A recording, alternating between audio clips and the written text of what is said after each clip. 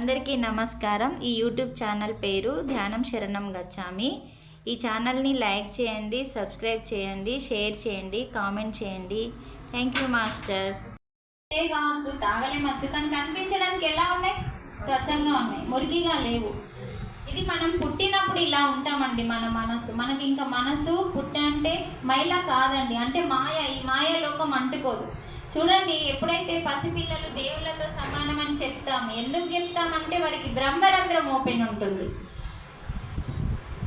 తలపైన మాడ అనేది ఏదైతే ఉంటుందో అది బ్రహ్మరంధ్రం వారికి ఓపెన్ ఉంటుంది. అక్కడ ఎప్పుడైతే వారికి బ్రహ్మరంధ్రం మూసుకపోతుందో భగవంతునితో కనెక్ట్ వెళ్ళిపోతుంది. అందుకే వారు ఎక్కువ నిద్రపోతారు. పసిపిల్లలు ఎక్కువ నిద్రపోవడానికి కారణం ఏంటంటే ఇక్కడ నిద్రపోయినట్టు కనిపిస్తారు, వారు అక్కడ పని చేస్తూ ఉంటారు. భగవంతుడు వారికి పిలవగానే వారు గాఢ నిద్రలోకి వెళ్ళిపోయి అక్కడ పని చేస్తుంటారు. చూడండి, వారి నిద్ర నుంచి లేవగానే మీరు వాళ్ళని గమనించవచ్చు. అరిచేతిలో మైల, గోరులలో మైల ఉంటుంది. అంటే బ్రహ్మరంధ్రం ఎప్పుడైతే ఓపెన్ ఉంటుందో పరమాత్మకి కనెక్ట్ అయి ఉంటాము. అందుకే మనకి కూడా బ్రహ్మరంధ్రం ఉంది, కానీ ఏమైంది? మూసుకపోయింది. ఎందుకు మూసుకపోయింది? అరే తెలుసు ఎందుకు మూసుకపోయింది?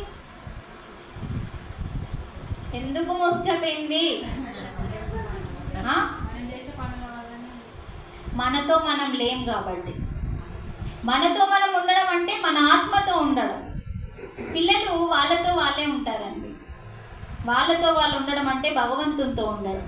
అంటే మనము ఎప్పుడైతే మనతో మనం లేకుండా మన ఇంటి మీద మన మీద ధ్యాస లేకుండా వాళ్ళ మీద ధ్యాస, వీళ్ళ మీద ధ్యాస, ఎక్కడున్న వాళ్ళ మీద ఎక్కడో ఆలోచన, ఇక్కడ ఉంటే ఎక్కడికో వెళ్ళిపోతుంది నీ ధ్యాస, నీ మనసు ఎక్కడికో వెళ్ళిపోతుంది, బాడీ ఇక్కడ.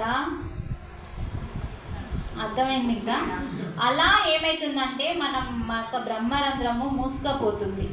అంటే మనము ఎప్పుడైతే మనతో మనం ఉండడమే ధ్యానం. అందుకే మనసు శూన్యం అంటే ఏంటిది? మనతో మనం ఉంటాం, అప్పుడు మన లోపలనే ఉంటాం. చూడండి, అంతరంగం ప్రాసెస్, శ్వాస మీద ధ్యాస అంటే ఏంటిది?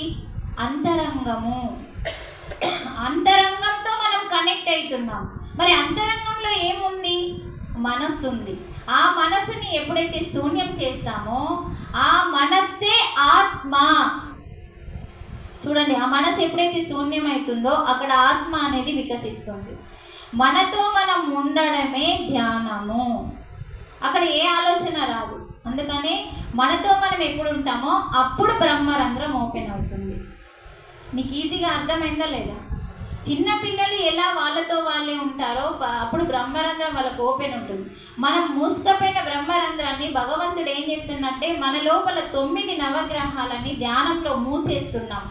కండ్లు 2, చెవులు 2, ముక్కు రంధ్రాలు 2, నోరు, మల మూత్ర విసర్జన, ఈ 9 రంధ్రాలే నవగ్రహాలు. ఎప్పుడైతే ఈ 9 నవగ్రహాలు, బయట ఉన్న నవగ్రహాలు నిజమైనవి కావండి, మన దేహంలో ఉన్న నిజంగా ప్రాణంతో ఉన్నారండి. నాలుక మీద శనీశ్వరుడు ఉంటాడు. అందుకనే మాటలు జాగ్రత్తగా మాట్లాడకపోతే శని పట్టుకుంటుంది అంటారండి. నాలుక మీద శనీశ్వరుడు ఉంటాడు. అందుకనే మనకి ఆదిత్యాయ చ సోమాయ మంగళాయ బుధాయ చ గురు శుక్ర శనిభ్యశ్చ రాహవే కేతవే నమః. ఈ 9 మంది దేవుళ్ళు స్వర్గంలో ఉంటారండి. స్వర్గం చాలా దగ్గరలో ఉంటుందండి భూమికి. సత్యలోకం చాలా దూరం ఉంటుంది. అంటే భూమికి దగ్గరలో ఉండేది భువర్లోకము. భువర్లోకం తర్వాత మనకి స్వర్గలోకమే ఉంటుంది. కాబట్టి అతి దగ్గరలో ఉండే స్వర్గలోకంలో ఉండే వారందరూ మన శరీరంలో ఉన్నారు. ఈ ఒక్కొక్క స్థానంలో ఒక్కొక్క దేవుడు ఉన్నాడండి మనకి. అందుకని ఈ నవగ్రహాలను ఎప్పుడైతే ధ్యానంలో మూసేస్తామో అప్పుడు నవగ్రహాలని సృష్టించిన బ్రహ్మ విష్ణు మహేశ్వరుడు ఒక్కరే. వీళ్ళు ముగ్గురు కదా, ముగ్గురు కలిస్తే ఒక్కరే. అంటే ఈ బ్రహ్మరంధ్రము ఓపెన్ అవుతుంది. ఈ బ్రహ్మరంధ్రం ఎప్పుడైతే ఓపెన్ అవుతుందో అప్పుడు మనకి అపారమైన శక్తి, అపారమైన జ్ఞానము, ఆత్మజ్ఞానం. ఫస్ట్ జ్ఞానము, ఆత్మజ్ఞానము, విజ్ఞానము, బ్రహ్మజ్ఞానం ఇలా ఉంటాయండి. మనకి జ్ఞానం ఉంది, స్కూల్లో చదువుకునేది చదువు, కానీ ఆత్మజ్ఞానం అంటే నాశనం లేనిది. విజ్ఞానము అంటే విశేషమైన జ్ఞానము.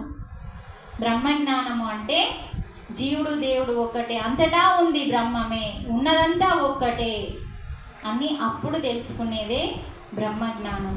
అందుకనే మనకి ఇక్కడ ఏదైతే ఆత్మకి సంబంధించిన జ్ఞానం ఉందో ఫస్ట్ మనం మనసుని ఎలా శుద్ధి చేసుకోవాలో చూడండి.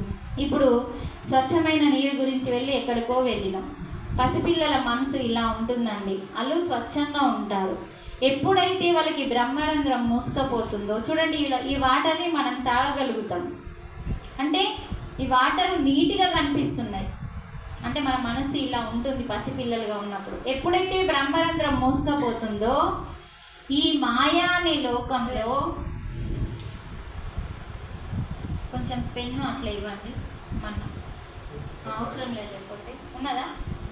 ఎప్పుడైతే మనకి చూడండి ఈ మాయా లోకంలో ఇలా స్వచ్ఛమైన మనసులో ఈ మైల అనేది ఏర్పడుతుంది. ఈ మాయా లోకంలో నీది నాది మాది ఇలాంటి ఇగో ఇలా తయారవుతుంది. మన స్వచ్ఛమైన మనసు ఇలా తయారైనప్పుడు ఏమవుతుందంటే ఇందులో ఉన్న ఏవైతే ఉన్నాయో ఇప్పుడు మనకి మనసు చంచలంగా మారుతుంది. ఇదే చంచలం. ఇందులో ఉన్న మలినాలు ఏమైతే ఉంటాయంటే ఇగో ఇలా కదుపుతూ ఉన్నంతసేపు అందులో ఉన్న మలినాలు చుట్టూ తిరుగుతూనే ఉంటాయి చూడండి. మరి ఇందులో ఉన్న ఇప్పుడు మనం ఫస్ట్ నీళ్ళు ఉండే చూడండి, ఈ వాటర్ ఇలా మురికిగా ఉన్న వాటరు మళ్ళీ ఫస్ట్ వాటర్ లాగా అవుతాయా కావా? ఫిల్టర్ చేయొద్దు.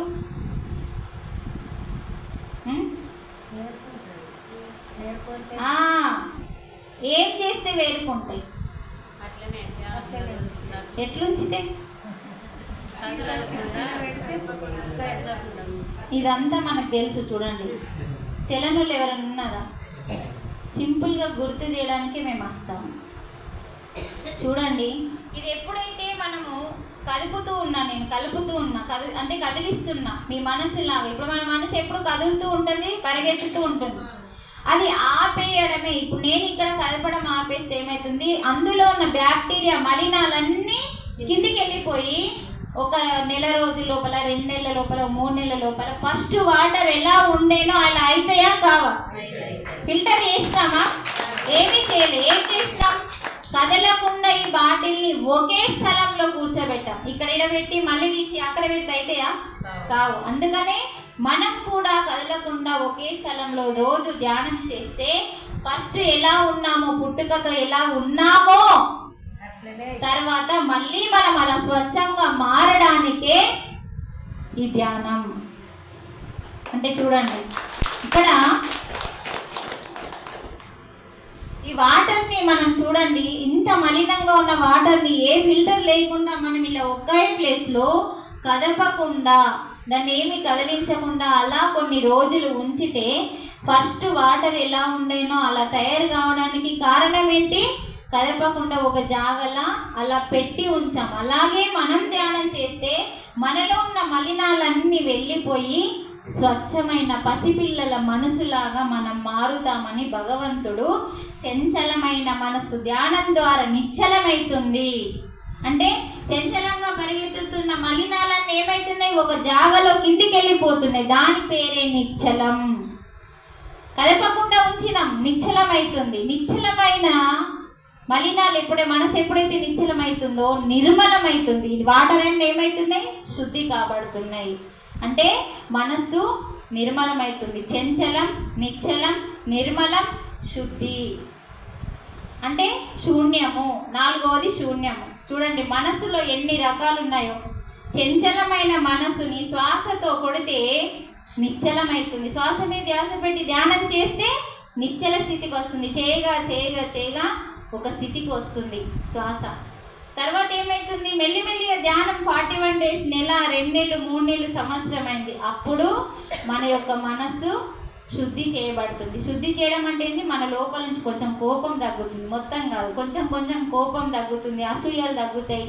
మంచి అందరం కలిసి ప్రోగ్రామ్ చేద్దాం, అందరం కలిసి డబ్బులు పెట్టుకుందాం, అందరం కలిసి వనభోజనాలు చేద్దాం, ఇలాంటి అన్నీ అందరి కోసం అన్నీ చేద్దాము అన్న ఒక మంచి ఆలోచన, మంచి ప్రేమ, శాంతము, ఇలాంటివన్నీ మెల్లిమెల్లిగా అలవాటైతూ అప్పుడు మనసు శూన్యమై అందరము ఆత్మలమే, అందరూ బాగుండాలి అన్న కరుణతో, దయతో, ప్రేమతో ఆత్మస్థితికి వస్తాము. 4 స్టెప్స్ ఉంటాయి. మనసుని శూన్యం చేయడమే లాస్ట్ స్టెప్. మనసు శూన్యం చేస్తే చక్కగా మనకి ఆత్మస్థితి వస్తుంది. ఆత్మస్థితిలో యోగం మనకు భగవద్గీత అర్థమవుతుంది. అందుకని నిత్యం ధ్యానం వల్ల మన ఇల్లు శుభ్రమవుతుంది, ఒళ్ళు శుభ్రమవుతుంది, మనస్సు శుద్ధి అవుతుంది. ఎన్నో ఉన్నాయండి, ఒకటే చేసే ఒకే ధ్యానానికి ఎన్ని ఉన్నాయో చూడండి. బహుమతులు బోలెడన్ని ఉన్నాయండి. అందుకని చూడండి, ఆ దేవాలయం గురించి ఫస్ట్ తెలుసుకోండి. తెలిస్తేనే ఈ దేవాలయం గురించి తెలుస్తుంది. అందుకని దేవాలయం అంటే మామూలుగా కొట్టి పాడేస్తున్నాం, మనం పోతలేము, చూస్తలేము, చదువుతలేము, ఏదో పోతున్నాం, సర్రాసు పోతున్నాం, గంట కొట్టుకుంటూ వెళ్ళిపోతాం, ఓ కొబ్బరికాయ కొడతాం, మొక్కుతాం, ఓ ప్రదక్షిణ ఇస్తాం, వస్తాం. కానీ మనం చేయాల్సిన స్టెప్స్ ఏంటియో గుడిలో తెలుసుకోవాలి. ఫస్ట్ మనకి ధ్వజస్తంభానికి ముందు బలి బండ ఉంటుంది. బయటకు వచ్చి మనం కొబ్బరికాయలు కొట్టే బండ పేరే బలి బండ. అది ధ్వజస్తంభానికి, ఇంకా వేరే వేరే ఆలయాలలో చక్కగా కట్టి ఉంచుతారు. ధ్వజస్తంభానికి ముందు ఉంటుంది.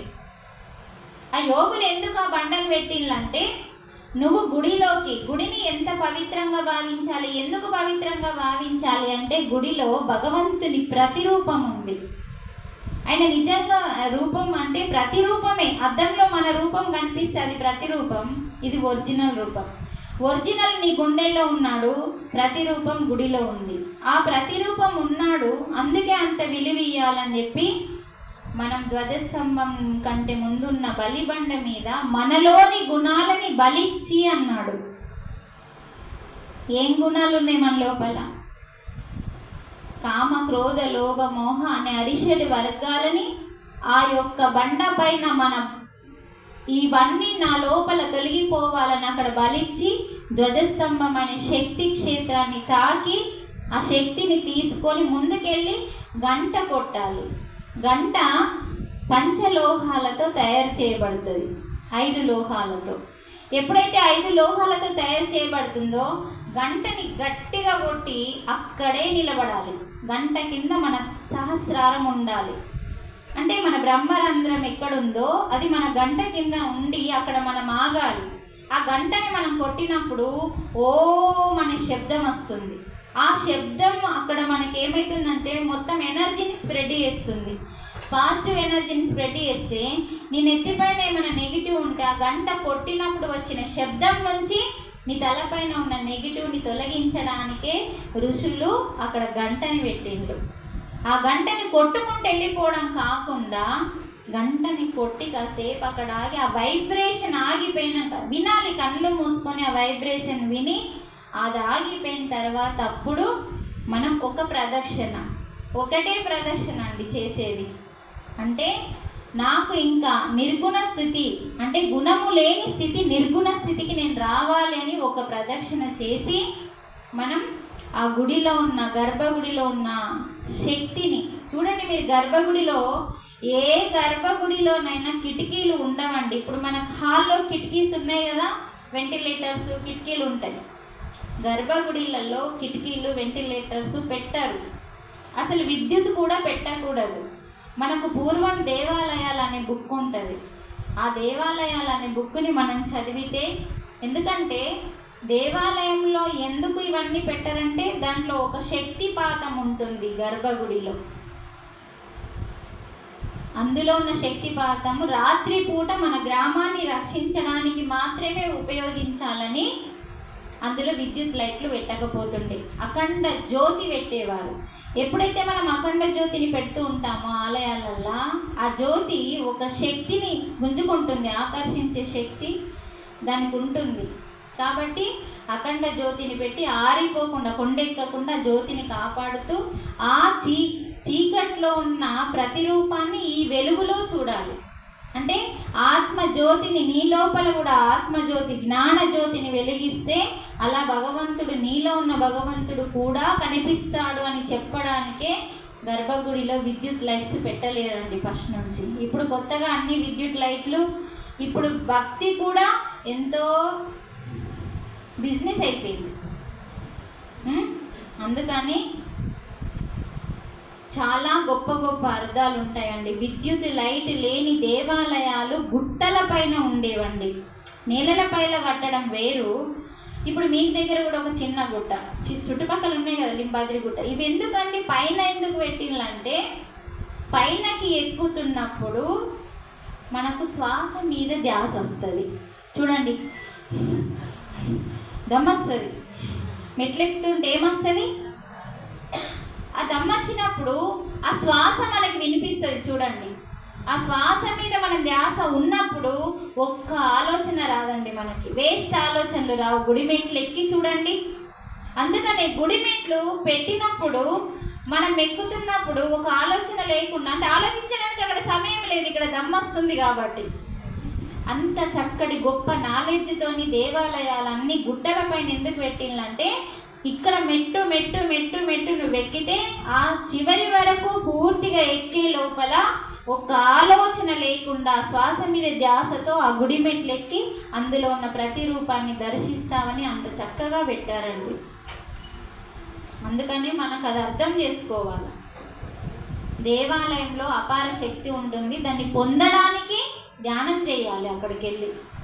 అందుకని దేవాలయాలని దేనికోసం అంటే ఆకర్షణ శక్తి ఉంటుంది. మనం గుడిలో వెళ్ళి ధ్యానం చేసుకుంటేనే ఆ శక్తిని మనం తీసుకోవచ్చు. అలాంటి శక్తిని మనం ఇంట్లో క్రియేట్ చేసుకోవాలి. ఇలా మనం సప్తాలు పెట్టుకొని రోజుల తరబడి ఒక ఇంట్లో మనం ధ్యానం చేస్తే 7 days సప్తా పెట్టుకోవచ్చు, 21 days పెట్టచ్చు, 11 days పెట్టచ్చు, 41 days పెట్టచ్చు. ఇలా పెడితే ఏమవుతుందంటే ఇల్లు శుద్ధి చేయబడుతుంది. వారి ఇంట్లో ఎనర్జీ ఎంతో ఉంటుంది. మార్పు రాని వాళ్ళకి కూడా మార్పు వస్తుంది. నేను ఒక గ్రామంలో 7 రోజుల సప్తా తీసుకున్నానండి. మొత్తం ఒక 8 ఫ్యామిలీలు, వాళ్ళ ఇంట్లో పెట్టుకున్న 8 ఫ్యామిలీలు శాకాహారులుగా మారిపోయారు. భార్యలు ఆల్రెడీ శాకాహారులే, కానీ ఎన్నిసార్లు చెప్పినా భర్తలు మారకపోతే 7 days సప్తా వల్ల 8 మంది మగవాళ్ళు శాకాహారులుగా మారిందండి. అంటే పెట్టే వాళ్ళ భావం చాలా ఇంపార్టెంట్. పెట్టేవాళ్ళు నా ఇల్లే కాదు, అందరి ఇల్లు శుద్ధి కావాలి, అందరూ బాగుపడాలన్న ఒక లోక కళ్యాణం అనే భావంతో పెట్టాలండి. అలాంటి భావాలతో మనం అందరూ మంచిగా కావాలని పెడితే మన ఇల్లు మంచిగా అవుతుంది. మన ఇంటి కోసం అందుకే భక్త ప్రహ్లాద నుంచి ఈ పాయింట్ మనం నేర్చుకోవాలి. అసలు ఎన్నో ఉంటాయండి పాయింట్స్ నేర్చుకోవడానికి. అటువైపు మన ఫోకస్ లేదు. మన ఫోకస్ ఎంజాయ్మెంట్, దానికి ఫిక్స్ అయిపోయినాం. ఏ చీర కట్టాలా, ఏ నగ వేయాలా, ఎక్కడికి వెళ్ళాలా, ఏ డ్యాన్స్ వేయాలా, ఎంత దారుణంగా తయారవుతున్నామంటే మనం. ఏ గ్రంథం చదవాలి, ఏ నాలెడ్జ్ తీసుకోవాలి, ఏ భగవంతుడు ఏం చెప్పిండు, భగవంతుడు ఎందుకు రూపం ఎత్తి, మనిషి రూపం ఎత్తి ఎందుకు భూమి మీదకి వచ్చింది, ఇవి తెలుసుకోవాలని మనకు ఎందుకు అనిపించట్లేదంటే మనసు స్వచ్ఛంగా లేదు. కలియుగం అలాంటిదండి.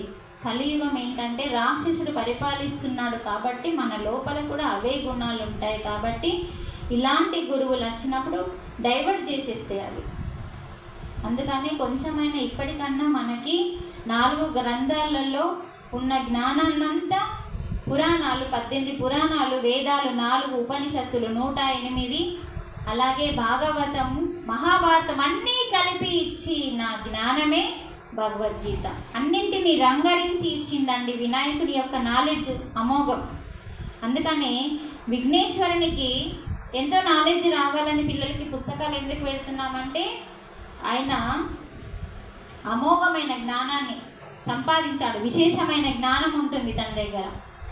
అలాంటి మహానుభావుడు ఆ గ్రంథాన్ని దంతంతో రాసి ఇచ్చాడండి భగవద్గీతని. మహాభారత జ్ఞానాన్ని, ఉపనిషత్తుల జ్ఞానాన్ని, వేదాల జ్ఞానాన్ని, 12 పురాణాల జ్ఞానాన్ని అన్నింటిని కలిపితే ఏది మానవునికి అర్థం కాదు సంస్కృతం అని చెప్పి అచ్చ తెలుగులో మన కోసం భగవంతుడు కొంచెం సంస్కృతం కొంచెం తెలుగు కలిపి ఇచ్చిన గ్రంథమే, ఏకైక గ్రంథమే. దంతంతో భగవంతుని దంతంతో రాసిన గ్రంథం అండి. భగవంతుడు దంతాన్ని విరిచి రాశాడండి ఈ గ్రంథాన్ని. అంత పవిత్రమైన గ్రంథం మన ఇంట్లో లేదంటే మనం మానవులమా కాదా మనమే చెప్పుకోవాలి. ఇక ఎందుకు తెలుస్తలే అంటే చెప్పేవాళ్ళు లేరు మనకి. ఏమవుతుందంటే మన అమ్మ చెప్పలే, నాన్న చెప్పలే, గురువులు చెప్పట్లేదు, ఎవరు చెప్పట్లేదు. చెప్పే వాళ్ళ దగ్గరికి మనకు టైం లేదు వెళ్ళడానికి. అందుకని చూడండి, మన ఇంట్లో కృష్ణుని ఫోటో ఉన్నదా, కృష్ణుని విగ్రహం ఉందా లేదా సమస్య కాదండి అది. కానీ భగవద్గీత ఉండాలి. ఎందుకంటే అది వట్టి ప్రతిరూపము, కృష్ణుని ప్రతిరూపము. కానీ ఇది భగవంతుని, ఆ కృష్ణుని నోటి నుంచి వచ్చిన బ్రహ్మాండం ఇది. అందుకనే భగవద్గీత చాలా చాలా ముఖ్యమని మన ఇంట్లో ఉండాలి తప్పకుండా. మనం నిత్యం ఏ రోగం మనకి అటాక్ చేయకుండా ఉండాలి అంటే నిత్యం అందులో లీనమై చదవాలి. భగవద్గీత చదవడం కూడా అంత ఈజీ కాదండి, ఆషామాషి కాదు. ఎక్కడి ధ్యాస ఎక్కడికి పోకుండా మొత్తం కాన్సన్ట్రేషన్ మొత్తం లోతులోకి ఆ పుస్తకంలో పురుగైపోవాలి నువ్వు చదివితే. అంత డీప్గా మనం చదివితే మీకు ఎటువంటి అనారోగ్యం అటాక్ కాదండి. నిత్యం చదవండి, నిత్యం చదవండి. ఎందుకంటే నేను అనుభవించి చెప్తున్నానండి. ఎంత ధ్యానం చేసినా ఖచ్చితంగా గ్రంథాలు చదవాలి. అందుకనే మనం చేసే ఈ ముద్ర కూడా పంచభూతాల ముద్ర అండి. ఒక్కొక్క వేలుకి, ఈ బొటన వేలుకి అగ్నితత్వం ఉంటుంది. అందుకని వేళ్ళు తీయగానే మనం ఈ వేళ్ళల్లో ఉన్న ఎనర్జీని వేస్ట్ పోకుండా ఇలా పెట్టుకుంటాం. మనం అంటే కంటి నుంచి మన లోపలికి మళ్ళీ ఎనర్జీ అవుతుంది. అగ్నితత్వము, జలతత్వము, భూతత్వము, ఆకాశతత్వము, వాయుతత్వము. అందుకని 5 వేళ్ళల్లో ఇవన్నీ ఉంటాయి. మన అరిచేతిలో కూడా అమ్మవార్లు 3 ఉంటారండి. అసలు మన శరీరమే దేవుళ్ళ పుట్ట.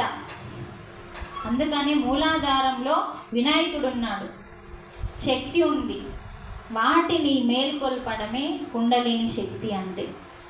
మనలో ఆ శక్తి మేల్కొంటే చాలండి, మనం అనుకున్నది జరిగిపోతుంది. ఆ శక్తి మేల్కొంటలే, కూర్చున్నది అక్కడ అంతే, తిష్ట వేసుకొని కూర్చుంది అక్కడ. అందుకని ధ్యానం చేస్తే ఏమవుతుందంటే మనలో ఫస్ట్ మార్పు వస్తుంది. ఎవరినో మారు వాళ్ళు మంచి లేరు, వీళ్ళు మంచి లేరు, ఈ మాటలు బంద్ అవుతాయి. ఇక ధ్యానం చేస్తే మనం మారుతాం. ఎవరిని ఎప్పుడూ నిందించడానికి మనకి హక్కు అర్హత లేదు. ఎవరిని ఏమి అన్నామంటే మన కర్మ ఖాయం పక్క. రోగం ముక్క, మాంసం ముక్క, రోగం పక్క. ఎలాగో ఎవరినన్నా ఒక మాట అంటే నీకు అవసరం లేదు. సృష్టించిన వాడు, నడిపించేవాడు ఒకడు ఉన్నాడు చూసుకోవడానికి. మన బాధ్యత ఏంది? మనల్ని మనం ఉద్ధరించుకోవడం. మనల్ని మనం ఉద్ధరించుకోవాలి. మన ఇంట్లో మన బాధ్యత తప్పకుండా అండి. మనకు కొన్ని బాధ్యతలు పెట్టిండు. అందుకనే తక్కెడని గమనించండి. కూరగాయలు కొనుక్కునే తక్కెడ ఎక్కువ ఉండద్దు, తక్కువ ఉండద్దు. ఎక్కువ ఉంటే వాళ్ళు తీసుకుంటారు, తక్కువ ఉంటే మనకి వేస్తారు. 2 సమానంగా ఎందుకు ఇస్తారు అంటే ఇది ప్రాపంచికం జీవితం, ఇది ఆధ్యాత్మిక జీవితం. ఒక రోజులో ప్రాపంచికం ఎంత టైం ఇస్తున్నావో ఆధ్యాత్మికానికి అంతే టైం ఇస్తేనే నువ్వు తొందరగా మోక్షాన్ని చేరుకోగలుగుతావు. మొత్తం ప్రాపంచికం, మొత్తం ఆధ్యాత్మికం కూడా ఉండకూడదండి. కుటుంబం అవసరం, కుటుంబంలో ఉన్న మనుషులకి మన సేవ అవసరం. అందుకనే పిల్లలు అవసరం, భర్త, అత్త, మామ, ఇల్లు, సంసారం అన్నీ అవసరమే. ప్రతి క్లాస్కి సార్ పర్మిషన్ తీసుకున్న తర్వాత ఆయన ఒప్పుకుంటేనే వస్తానండి నేను. ఎందుకంటే గురువుల మీద నమ్మకం లేని నా భర్తకి గురువు అంటే ఏంటిదో రుచి చూపించిందండి పత్రిజీ. 11 రోజులు దింపుకున్నాడు బ్రహ్మర్షి పితామహ పత్రిజీ. మా సార్ని కర్ణాటక రాష్ట్రానికి తీసుకెళ్ళి 11 రోజులు దింపుకున్నాడు తనతోని. తనంటే ఏంటిదో చూపించడానికి. ఎందుకంటే నేను ఈ కార్యం చేయడానికి, నాకు ఏ అడ్డు లేకుండా చేయడానికి పత్రిజీ మా సార్కి ఏం చూపించానో అది చూపించిన తర్వాతనే గురువు అంటే ఇలా ఉండాలి అన్నలాగా మార్చి పంపించింది మా భర్తని. అప్పుడు నాకు స్వచ్ఛమైన దారిని ఇచ్చింది.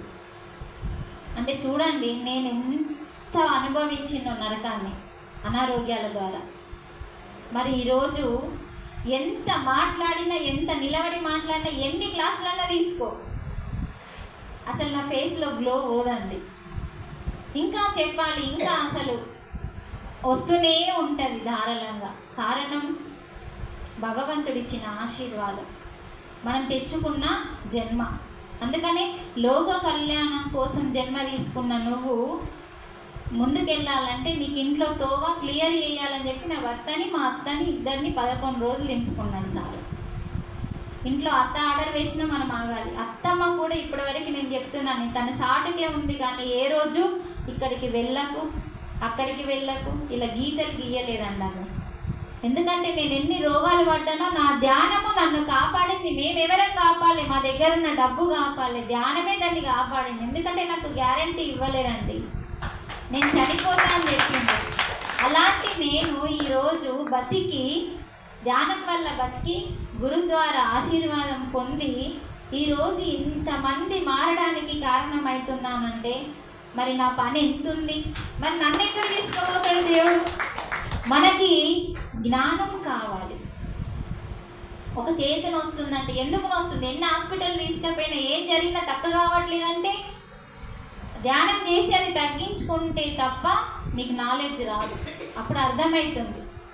అందుకని చనిపోతా అని చెప్పిన నేను బ్రతకడానికి కారణం ధ్యానం. నమ్మి దాన్ని సర్వస్వమే తననుకొని నమ్మి బోలెడంత నాలెడ్జ్ని తీసుకొని గ్రంథాలను చదివి, అంటే ఇంతగానం కదా మనం తీసుకున్నది, ఎంతో చేయాల్సింది ఉందని చెప్పి 2011లో నేను ధ్యానంలోకి వచ్చిన రోజు 2 గురువులు నాకు గురుదర్శనం ఇచ్చింది.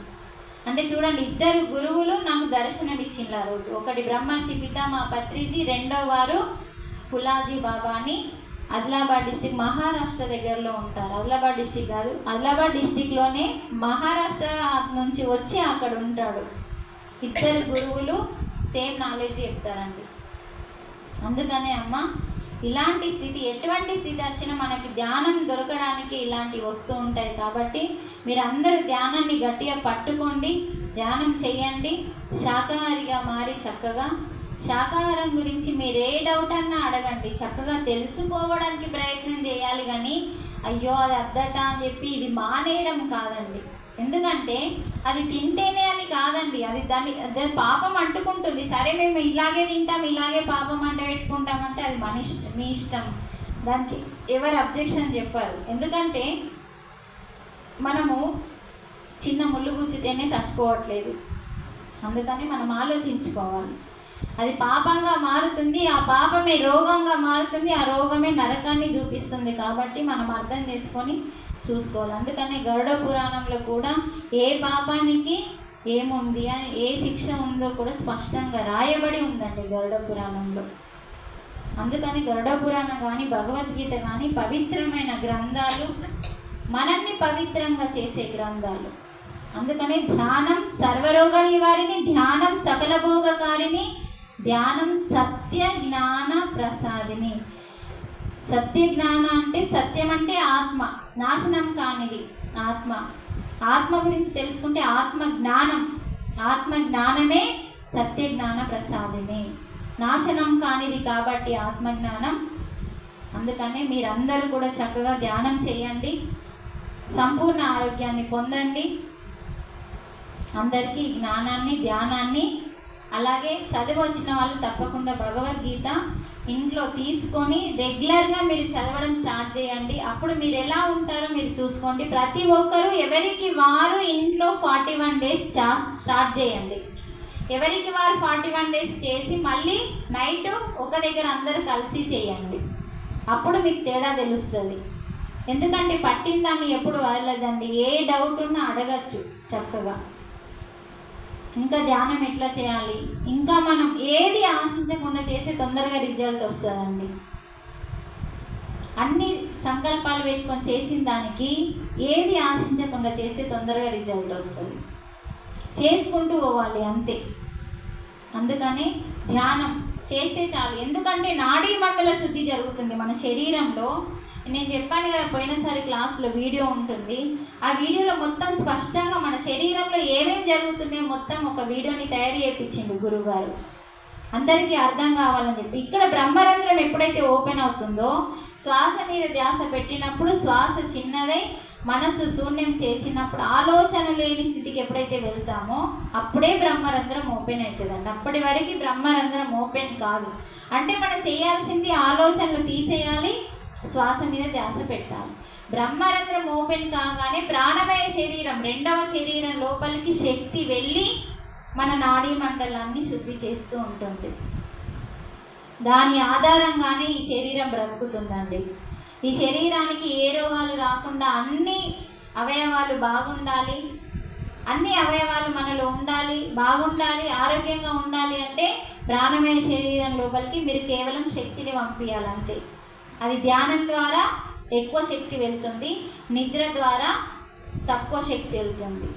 నిద్ర పోకుంటే శరీరం తొందరగా ముసలితనాన్ని తీసుకుంటుంది, ఇంకొకటి శరీరం తొందరగా మరణం తీసుకుంటుంది. అందుకని నిద్ర చాలా ఇంపార్టెంట్. నిద్ర అనేది ఏంటిదంటే మన శరీరానికి ఒక రక్షణ కవచంలాగా కాపాడుతూ ఉండడానికే నిద్ర. ఓకే మాస్టర్స్, మీకు ఏమైనా డౌట్ ఉంటే అడగండి. నేను అడిగితే వీళ్ళందరూ ఏమనుకుంటారో అన్నది ఫస్ట్ తీసేయండి. ఇక్కడ ఎవరు లేరు, నువ్వు నేనే ఉన్నాం అనుకొని అడగాలి. ఎందుకంటే ఈ అపోహాలు తీసేస్తేనే మనం ఎదుగుతామండి. కొంచెం చాపుకోండి మేడం, పర్వాలేదు. ఎందుకంటే ఎప్పుడు కూడా ఫస్ట్ మన గురించి ఆలోచించండి. మన ఎదుగుదలని ఎప్పుడు ఎవరి కోసమో ఆపేయద్దు. ఎదుగుదల అంటే డబ్బు వల్ల కాదండి, జ్ఞానపరంగా మన ఎదుగుదలని ఎప్పుడు ఆపుకోకూడదు. అందుకనే మనం చక్కగా ఎవరో ఏదో అనుకుంటారని ఎప్పుడు నేను వెనుకబడకపోతుండే. నా లోపల ఒక ప్రశ్న తట్టింది, నేను అడగకపోతే నా పానం అంతా ఆ ప్రశ్న విన్నే ఉంటుంది. అందుకని అదంతా నాకెందుకు, నేను అడుగుతా, నేను అడిగితే 10 మందికి ఉపయోగపడుతుంది కావచ్చని నేను అడిగేదాన్ని. ఎందుకంటే మనలో ఫస్ట్ భయము, సిగ్గు, ఈ రెండు చాలా డేంజర్ అండి. బిడియం చాలా, అయ్యో అడిగితే ఏమనుకుంటారో, నవ్వుతారచ్చు, అది ఇది అన్నీ అనుకుంటాం, దాని పేరే సిగ్గు. అందుకని భయపడద్దు. భయం అయితే పెద్ద శత్రువు. మనం ఎదగడానికి సిగ్గు కూడా అడ్డుపడుతుంది. దూసుకెళ్ళాలి, మనం చెడు చేయొద్దు అంతే. ఆత్మజ్ఞానం కోసం దూసుకెళ్తేనే ఇక్కడ వచ్చి చెప్తావు. ఈ మైకు పట్టాలి, గరటెలు పట్టిన చేతులతో మైకులు పట్టమని చెప్పిండు పత్రిజీ. ఎందుకంటే ఒక స్త్రీ ఇల్లుని చూసి ఇల్లాలిని ఎందుకు చూడమన్నారండి? ఇల్లుని చూసిన తర్వాత ఇల్లాలిని చూడమన్నారు. ఎందుకంటే ఇల్లు ఎంత నీట్గా ఉందో, ఎంత అందంగా తీర్చిదిద్దిందో ఇల్లాలిని చూడాల్సిన అవసరం లేదని చెప్పిండు పెద్దలు. అందుకనే చక్కగా మనలో అంత శక్తి ఉంటుంది కాబట్టి మన అపార శక్తిని మన ఇంటి కోసము, మన కోసం ధారపోయాలండి. అందుకే స్త్రీ శక్తి మేలుకొనాలని చెప్పి గురువులందరూ సంకల్పం తీసుకుంటారండి. అందుకని మన భర్తల పేరు కంటే ముందు భార్య పేరే ఉంటుంది. స్త్రీ అండ్ శ్రీమతి అని స్త్రీ అండ్ శ్రీమతి అని పెట్టి పేరు పెడతారు. చూడండి, లక్ష్మీ పార్వతి అంటారు, పార్వతి పరమేశ్వరుడు అంటారు. పరమేశ్వరుడు పార్వతి అంటే కొంచెం వేరేలా ఉంటుంది. చూడండి, లక్ష్మీనారాయణులు అమ్మవారికి యాడ్ చేస్తూ ఉంటారు. అందుకనే చాలా చాలా ముఖ్యమైన ఇంకొక పాయింట్ ఏంటంటే, మనకి పార్వతీ మాత గురుగీతలో నేర్పించిన జ్ఞానం ఏంటో ఒకటి చెప్పి మీకు క్లోజ్ చేస్తా. గురుగీతలో మనకి పార్వతీ పరమేశ్వరుడు ఏమని చెప్తారంటే, దదీజీ మహర్షి ఒక మహానుభావుడు తన వెన్నుని వజ్రాయుధంగా తయారు చేస్తారు ఒక రాక్షసుని సంహరించడానికి. కానీ భార్యకి ఈ విషయం చెప్పాడు. చెప్పకుండా చేస్తే అది తప్పని చెప్పి శివుడు చెప్తాడన్నట్టు. ఇంత లోకమంతా నన్ను ఆరాధించినా కూడా ఏ రోజు కూడా నేను పార్వతి చెప్పకుండా ఏ పని చెయ్యను అంటాడు శివుడు. ఎందుకంటే పార్వతి అంటే శక్తి, పరమేశ్వరుడు అంటే ఆత్మ, ప్రకృతి ఆత్మ, ప్రకృతి పురుషుడు అన్నట్టు. అందుకనే శక్తి లేకుండా ఆత్మ ఏమీ చేయలేదు. అందుకనే ఆత్మశక్తి, మనలో ఆత్మ ఉంది, ఆ శక్తిని మనం తీసుకోవాలి. అందుకనే దదీజీ మహర్షి తన శరీరాన్ని దగ్ధం చేసి మరి తన యొక్క బొక్కలని తన వెన్ను పూసని చూడండి ఎంత త్యాగం చేశాడో. ఒక రాక్షసుని సంహరించడానికి ఒక యోగి యొక్క బొక్కల ద్వారా మనం వజ్రాయుధం తయారు చేసి దాంతో సంహరించారు. ఆ విషయం భార్యకి చెప్పకుంటే భార్య ఏడుస్తుంది కాబట్టి ఆ టైంలో చెప్తాడు. అందుకే ధర్మేచ అర్ధేచ కామేచ మోక్షేచ అంటే ఏంటిదంటే, అర్ధేచ అంటే భార్యకి చెప్పకుండా, అర్ధేచ సగభాగం, అర్ధము అంటే భార్యకి చెప్పకుండా భర్త ఏ పని చెయ్యకూడదు, అందులో సగభాగము అని చెప్పడానికి అక్కడ మనకి అర్ధేచ అని పెట్టిండ్లని. ఏ పని చేస్తున్నావు, ఎలా సంపాదిస్తున్నావు, ప్రతిదీ న్యాయంగా వస్తుందా అని ఇవన్నీ మనం ఇంట్లో చెప్పాలని చెప్పి పార్వతీదేవికి నేను విషం తాగడానికి వెళ్తున్నానని చెప్పి సముద్రం దగ్గరికి వస్తాడు. కాలకూట విషం వస్తుంది సముద్రం నుంచి. సముద్రాన్ని చిలికినప్పుడు కాలకూట విషం వస్తే ఆ విషం తాగడానికి అందరు భయపడుతుంటే శివుణ్ణి పిలిస్తే శివుడు పార్వతికి చెప్పి వస్తాడు. తాగన్నా అంటే తాగు అంటుంది, నేనున్నాను తాగు అంటుందండి పార్వతి. అంటే కాలకూట విషం తనని కూడా నాశనం చేసే శక్తి దానికి ఉంటుంది. అందుకనే మరి కాలకూట విషాన్ని మింగిది తనకి ఈ ప్రమాదం జరుగుతుంది. ఎందుకంటే వీళ్ళిద్దరిని సృష్టించిన శక్తి ఇంకొకటి ఉంటుంది. పార్వతీ పరమేశ్వరుల్ని సృష్టించిన రూపం లేని శక్తి చైతన్యం ఇంకోటి ఉంటుంది. అలా మనకి అలాంటి పరమేశ్వరుని యొక్క పర్మిషన్ పార్వతి దగ్గర తీసుకొని అటు బయటకి లోకంకి నాశనం కాకుండా తను నాశనం పోకుండా మింగినప్పుడు ఏమవుతుందంటే తను తట్టుకోలేకపోతాడు. ఆ విషం కాలకూట విషాన్ని తట్టుకోలేకపోయినప్పుడు పార్వతీదేవి ప్రత్యక్షమై తన చేతిని ఇక్కడ పెట్టి విషాన్ని లోపలికి వెళ్ళకుండా ఈ గుండెలోనే ఆపేసింది పార్వతీదేవి. పరమేశ్వరునికి చేదోడు వాదోడుగా ఉండి విషాన్ని ఇక్కడ ఆపేసింది. అంటే శక్తి లేకుండా ఏ పని జరగదు అని సృష్టిలో చెప్పడానికి ఆ శక్తినే మనం ధ్యానంలో సంపాదించుకుంటున్నామండి. అంటే మనం కూడా ఈ పార్వతి మనకి ఏం నేర్పుతుందంటే భర్తకి చేదోడు వాదోడుగా ఉండాలి, కానీ చేతి పెట్టాలి కానీ నోరు పెట్టద్దు. అంటే చూడండి, భర్తకి ఒక కష్టం వచ్చినప్పుడు ఓదార్చాలి.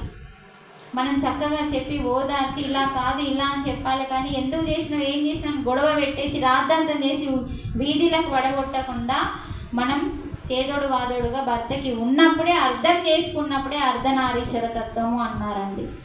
అందుకని ఒకరిని ఒకరు అర్థం చేసుకోవడం గొప్ప విషయం. భార్యని భర్త, భర్తని భార్య అర్థం చేసుకోవడం అనేది అది మనకి ధ్యానం ద్వారా వస్తుందండి. అంటే మనలో మార్పు అంతగా తీసుకొస్తుంది ధ్యానం. ఒకరిని ఒకరు అర్థం చేసుకోవాలని సర్దుకపోవద్దండి. సర్దుకపోతే ఒకరు నష్టపోతారు, ఒకరు లాభపడతారు. భార్య యొక్క అభిరుచులు ఏంటి, వారి యొక్క మన మానసిక స్థితి ఏంటి, వారిని తెలుసుకొని అర్థం చేసుకోవాలి. తర్వాత భర్తది కూడా అంతే. అందుకని భార్యాభర్తల్ని ఒకరు అర్థం చేసుకోవడమే అర్ధనారీశ్వర తత్వం. సర్దుకపోతే అర్ధనారీశ్వర తత్వం కాదు. అందుకని భర్తలో సగభాగం అన్నారు. అందుకని చూడండి, నమస్కారం అనేది భర్త యొక్క కుడి చేతు భార్య యొక్క ఎడమ చేతిని కలిపి చూపిస్తారు మనకి. ఇది నమస్కారం అని, ఇద్దరు ఒక్కటే అని. శరీరాలు వేరైనా మనసు ఒకటిలాగా జీవించడమే అర్ధనారీశ్వర తత్వం. అందుకే ఈ మంత్రాల యొక్క అర్థం చెప్తున్నా నేను. అర్ధేచ కామేచ మోక్షేచ అనే అర్థం చెప్తున్నా నేను. ఇలాంటి క్లాసు అందరికీ చెప్పరండి, కానీ ఫ్లోలా మీకు వస్తుందంటే మీకు అర్హత ఉంటేనే వస్తుందండి. ధర్మంతో ఎన్ని కష్టాలు వచ్చినా ధర్మం తప్పకుండా అర్థంతో కామంతో జీవించిన రోజు నీకు మోక్షం వస్తుంది అని చెప్తున్నారు. అందుకనే ధర్మం తప్పకుండా డబ్బుని ఎలా సంపాదించాలో నేర్చుకొని భర్తకి భర్త భార్యకి చెప్పి ఇలా మంచి మార్గంలోనే సంపాదిస్తున్నానని తెలియజేసి దాన్ని అర్థం చేసుకొని ఆ అర్థవంతమైన డబ్బుతో చిన్న కామము అంటే మనం ఏం చేస్తామంటే డబ్బు కొంచెం ఉంటుంది, మన కోరికలు అత్యాసాన్ని ఎక్కడికో అంటుకుంటాయి. అంటే సరైన కోరికలు కోరుకోమంటున్నాడు, సరికాని కోరికలు కాకుండా. ఇలా ఒక్కొక్కటి మనకి ధర్మేచ అర్ధేచ కామేచ మోక్షేచ ఈ మూడింటిని మనం ఎలా పాటించాలో నేర్చుకుంటే మనకు మోక్షం వస్తుంది అని చెప్తున్నాడు. అందుకనే ప్రతి ఒక్కరు కూడా నువ్వు ధ్యానం చేస్తున్నావని భర్తను గుంజుకరాకు. భార్య ధ్యానం చేస్తున్నాను భర్తను గుంజుకరావద్దు, భర్త ధ్యానం చేస్తున్నాను భార్యను గుంజుకరావద్దు. వాళ్ళకి వాళ్ళు చెప్పండి ఫస్ట్, అంతే. ధ్యానం చేయండి, రోగం పోతుంది, శాకాహారిగా మారాలి, లేకపోతే ఇది చక్కగా చెప్పాలి. కానీ ఖచ్చితంగా రాని మనం గొడవ పెట్టుకోవద్దు. తప్పకుండా వస్తారు, ఎందుకంటే ఫస్ట్ వాళ్ళు క్లాసులు వినాలి. మీకు వింటే నచ్చితే విన్న తర్వాత మారాలనుకుంటే మారు. కానీ మనకి మనం ఫస్ట్ మారాలి. మనం మారాము కదా, మనం వచ్చాము కదా అని ఇంకా నా కుటుంబం అంతా రావాలని ఇది సంకల్పం పెట్టుకొని ధ్యానం చెయ్యొద్దండి. ఎందుకంటే నీ శక్తి అంతా పోస్తే తప్ప ఆ పని జరగదు. అందుకనే మనం మన కోసం కాకుండా, మన కుటుంబం కోసం కాకుండా అందరి కోసం పాటుపడడం, ధ్యానం చేస్తే చాలు, ధ్యానాన్ని చెప్తే చాలండి. ఓకే మాస్టర్స్, చాలా చాలా థ్యాంక్స్ మరి.